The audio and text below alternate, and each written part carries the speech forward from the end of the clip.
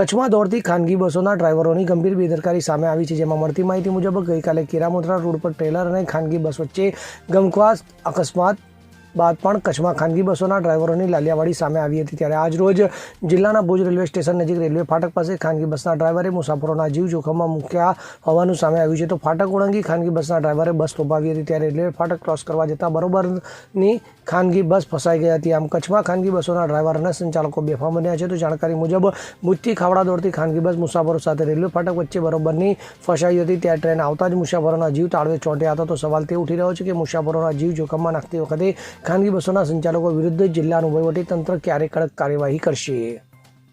Bureau report, CN24 news.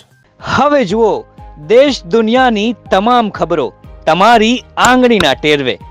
ઉઠાવો mobile અને Google play store પરથી ડાઉનલોડ કરો અમારી CN24 ન્યૂઝ મોબાઈલ એપ।